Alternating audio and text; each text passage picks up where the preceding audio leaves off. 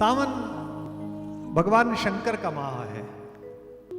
भगवान अपने ज्योतिर्लिंगों में प्रथम स्वरूप में आप ही के यहाँ पधारे हैं। समुद्र के किनारे उन्होंने यही कृपा बरसाई है सोमनाथ पर। और कालचक्र घूमा जिस सोमनाथ के मंदिर को ध्वस्त करने के लिए बर्बर और प्रतिहिंसात्मक जनजातियों ने बहुत ऊर्जा लगाई थी, सभ्यता के क्रम ने आज उसी सोमनाथ की ध्वजा को सागर पार फहरा दिया है। यह भी भारत का पराक्रम है। भगवान राम और शंकर की युति विश्व में भगवत्ता की अद्भुत युति है। हमको यह सिखाया गया कि शिखर पर व्यक्ति अकेला होता है, शिखर पर युति नहीं हो सकती। एक नया शब्द युग्म हमारे बच्चों के बीच फेंका गया, कट थ्रॉट कंपटीशन, गला काट प्रतिस्पर्धा। यानी कि जब दौड़ लगे तो पड़ोस में जो दौड़ रहा हो और उसके आगे निकलने की संभावना हो तो उसका गला काट दो। यह पश्चिम ने बोया। भारत ने तो सबसे पहले यह सिद्ध किया सनातन मर्यादाओं में कि भगवत्ता के शीर्ष पर बैठे हुए दो विराटतम देवत्व के प्रतीक भगवान शंकर और भगवान राम एक दूसरे के प्रति अनन्य आस्था और अनन्य प्रेम रखते हैं। भारत यह सिखाता है। भगवान कहते हैं, मेरे राघवेंद्र सरकार कहते हैं, शिव द्रोही मम दास कहावा, सो नर मोई सपने नहीं भावा। जो शिव के प्रति द्रोह रखता है उसे मैं स्वप्न में भी अपने निकट नहीं बुला सकता। अपने जीवन के सर्वाधिक महत्वपूर्ण पलों में जब ईश्वर से शक्ति लेने का समय आया राघवेंद्र सरकार राम का, तो उन्होंने रामेश्वरम में जिस शिवलिंग की स्थापना की, भगवान शंकर से पहले प्रार्थना की और कहा कि मुझे शक्ति दीजिए कि मैं दुनिया के सबसे बड़े आतंकवादी को पराजित करके विश्व में शांति स्थापित कर सकूं। उन्होंने उनके प्रति पूजा की। और श्री रामचरितमानस के प्रारंभ में जो वक्ता श्रोता के 3 समूह हैं, उनमें सबसे महत्वपूर्ण समूह है जहां माता पार्वती विवाह के बाद भगवान शंकर से पूछती है कि सब आपकी पूजा करते हैं, आप किसकी पूजा करते हैं? तो वो कहते हैं कि मैं राम की पूजा करता हूं। पार्वती जानती तो सब है, लेकिन जगत के कल्याण के हित पूछे ही प्रश्न जगत हित लागी। शंकर भी समझते हैं कि जगत के लिए पूछ रही है। और पार्वती जी कहते हैं कि तुम जानती तो हो, फिर भी क्योंकि तुमने जगत के कल्याण के हित पूछा, इसलिए मैं उस राम की कथा सुनाता हूं जिसकी मैं पूजा करता हूं, जिसकी प्रार्थना करता हूं। तात्पर्य यह कि दोनों भागवत व्यक्तित्व, दोनों परम विभूतियां एक दूसरे की पूजा करती हैं। यह पश्चिम के उस विचार के ऊपर प्रहार है जो कहता है कि शिखर पर व्यक्ति अकेला होता है।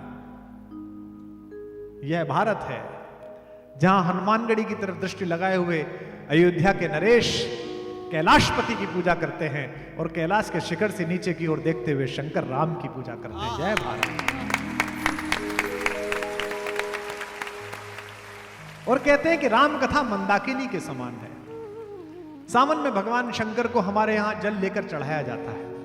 हरिद्वार से कांवड़िए लाते, वे जल चढ़ाते हैं। कितनी संख्या में चढ़ाते हैं साहब?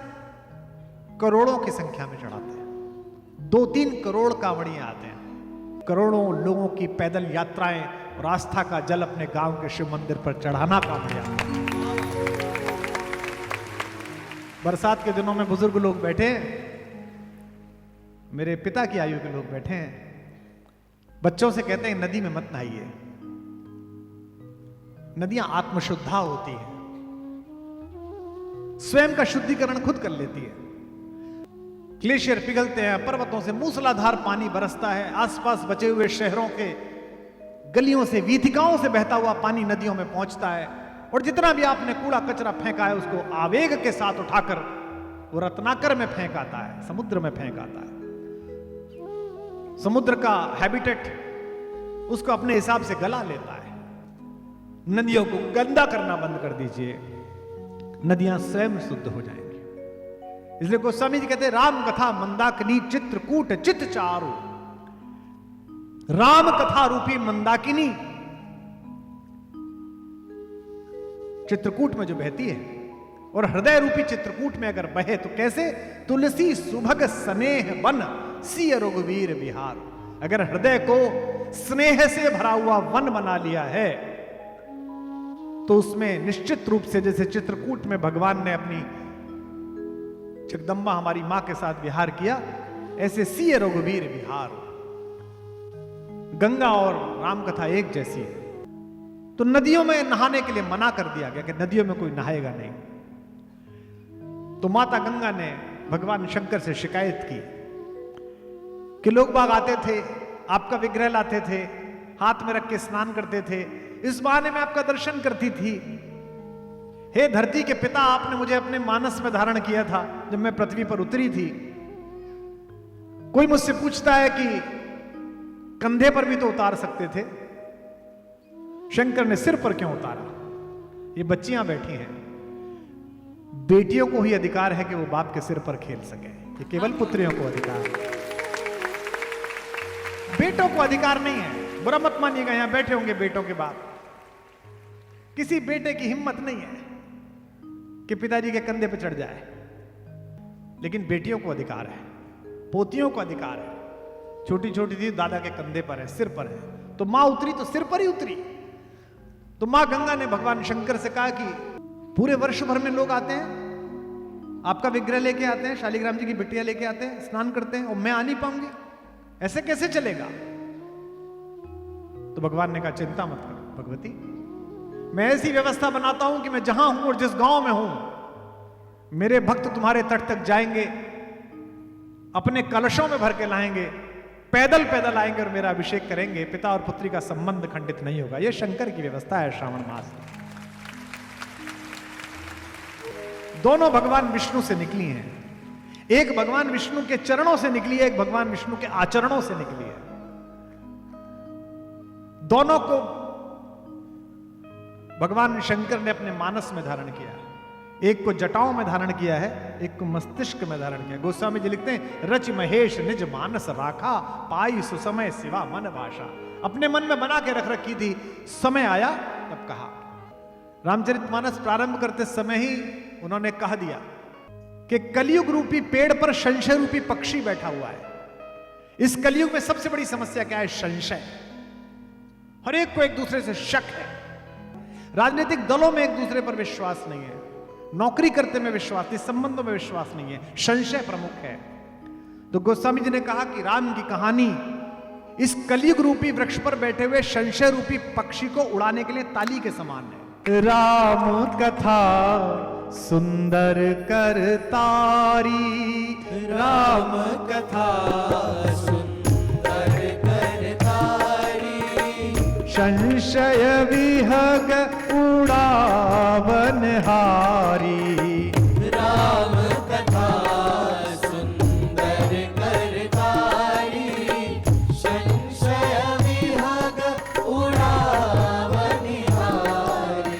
मंगल भवन या मंगल हारी, द्रबहु सुदशरथ अजिर बिहारी। मंगल भवन या मंगल हारी, द्रबहु सुदशरथ अजिर बिहारी। और ये भी कहते हैं शंकर कि ये कलयुग रूपी पेड़ को फिर काटूं कैसे, इस पर कब कब संशय बैठेगा। तो गिरिराज कुमारी से कहते हैं, पार्वती से कहते हैं कि सुनो पार्वती, मैं सुना तो रहा हूं, ये राम की कहानी कुल्हाड़ी के समान है जो इस पेड़ को काटेगी। कहते हैं सादर सुन, आदर पूर्वक सुनना, अनमने मन से मत सुनना। इस परिसर में आज बैठो, कल बैठो, अनमने मन से बैठे हो तो चले जाना, मत आना। बैठे हो तो पूरे बैठना, 100% बैठना, क्योंकि पिछले जन्म में सती के रूप में अनमने मन से सुना था, तो अपना भी कष्ट पैदा किया जीवन का और मेरा भी पैदा किया।